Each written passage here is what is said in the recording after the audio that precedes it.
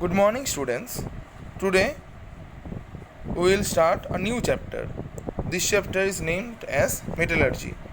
This is the lecture number 1 of Metallurgy. Presented by me, Pranit Ghatak, your chemistry teacher. Okay, so let's begin.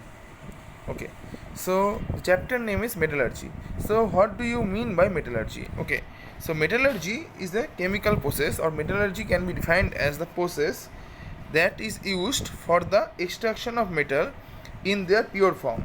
Okay, so metallurgy is a chemical process by which we can extract the metal in their pure form.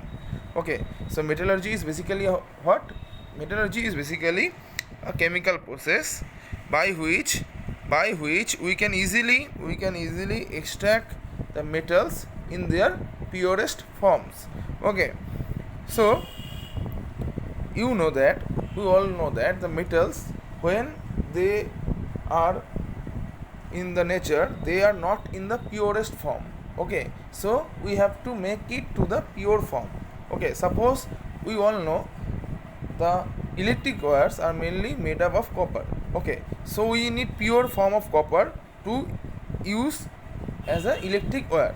Okay, but in the nature we cannot find pure form of copper. Okay, we will find copper sulfate or copper pyrites, that is CuS. Okay, so it is upon us that we have to make purest form of copper, that is pure copper, from this copper pyrites, okay, or CuS. So by which way we can extract the pure form of copper from the copper pyrites, this process is being named as metallurgy. Okay, so metallurgy basically the chemical process by which we can extract metal in its purest form. Okay, so when we talk about the metallurgy, it is very much essential that we talk about the metals as well. Okay, so this is the purity table. Okay, here you can see almost all these metals, all these elements are metals. Okay, these are the non-metals and these are the metalloids. Okay,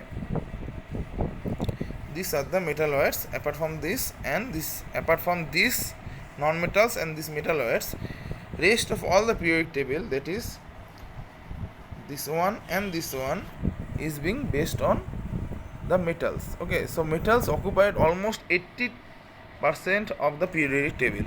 Okay, so we have almost 80% occurrence of metals in our periodic table. Okay, so there are almost 119 elements known to us in our periodic table. That means almost 80% of that is being occupied by the metals. Okay, so from this data we can surely know the significance of metal.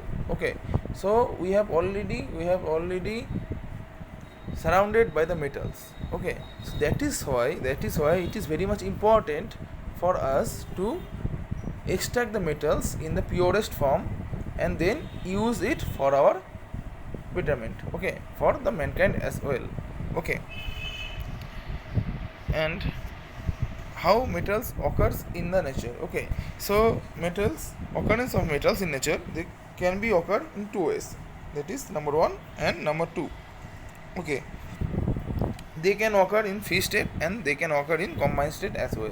Okay, so gold, platinum, silver, these are the inert metals, they do not react so much. Okay, so these inert metals, they do like to stay in the free state. Okay, so we can found the gold, platinum, silver or mercury in the free state. Okay, they do not like to combine. Okay, so in the nature we can found them in the free state. Okay, so only gold, that is Au can be found. Okay, so there should be AlCl2 or AuH2 will be there. Okay, so only Au will be present. Okay, so we can find Au as it is. Okay, it may be impure in form, but it doesn't combine with any other element. Okay, so that is why can be found as a free state. Okay, so next thing is the combined state. So metals can be found in the nature as a combined state, like sodium, calcium, potassium, aluminum, lead, copper, that is in nature we can found NaCl, that is common salt. Okay, so NaCl here not only Na is not present freely. Here Na along with Cl that makes a compound, that is NaCl is formed. Okay, so in nature we can found NaCl easily, but it is difficult for us to found metallic Na, that is metallic Na in its free state. Okay, so in the combined state, which metals do occur?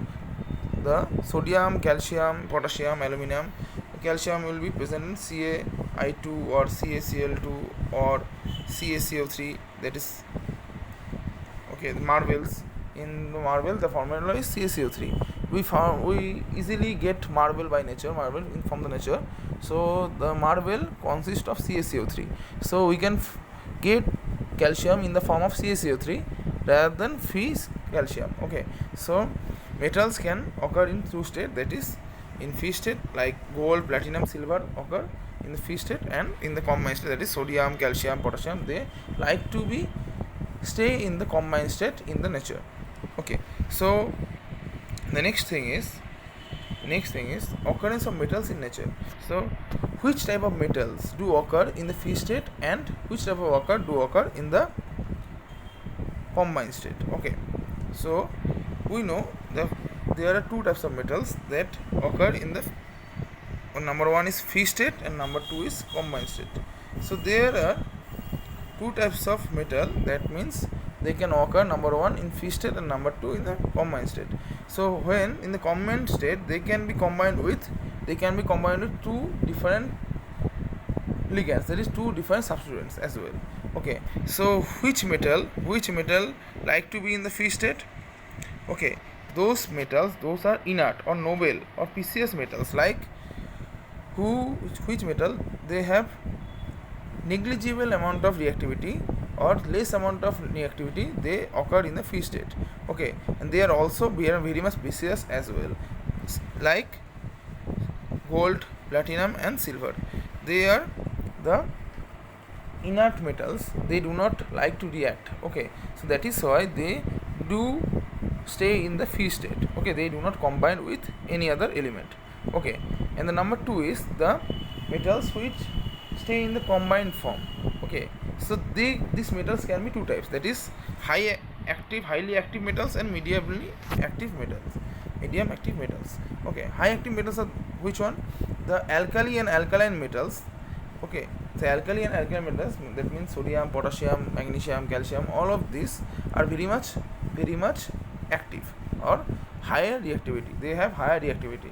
Okay, so they are found in the salt types: chloride, sulfate, carbonates, silicates and phosphates, like KCl, NaCl, CaCO3, MgCO3, Al2O3. All of these metals are very much active. Okay, and these metals are formed a combination with chlorine, that is chloride, sulfate, etc. Okay, they make a salts like chlorides, sulfates, carbonates, silicates and phosphates. Okay, so those metals who are very much reactive, that is alkali and alkaline earth metal, that is sodium, potassium, aluminum and calcium, mainly sodium, potassium and calcium, beryllium. All of these metals can form a chloride or sulfate salts to be stay in the combined state.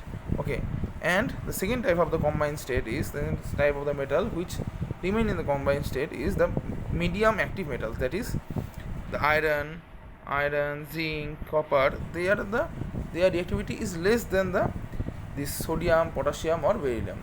Okay, so they are found in the oxides and sulfates form, they are not found in the chlorides or carbonates form. They relatively found with the salt, with the combination of oxides oxides and sulfides, like Fe2O3, Fe3O4, ZnS, PbS, CuS, that is copper sulfide, hydrogen sulfide, iron sulfide, lead sulfide, okay, zinc sulfide and iron oxides. Okay, so they are mainly found in the oxide form and the sulfide form because they are less in reactive. They have less reactive element, they are less reactive metals, whereas the higher reactive metals, that is the alkaline and alkaline earth metal, they are found to be in the form of sulfates and oxides and chlorides. Okay, and the least reactive elements, least reactive metals are the called as the inert metals. They are mainly found in a free state. They are mainly are silver, platinum and gold. Okay, so that's it for now. I hope you have understood this part very well. If you have any doubt, you can message me personally. Okay, and comment down below as well if you have any doubt. Okay, so thank you very much.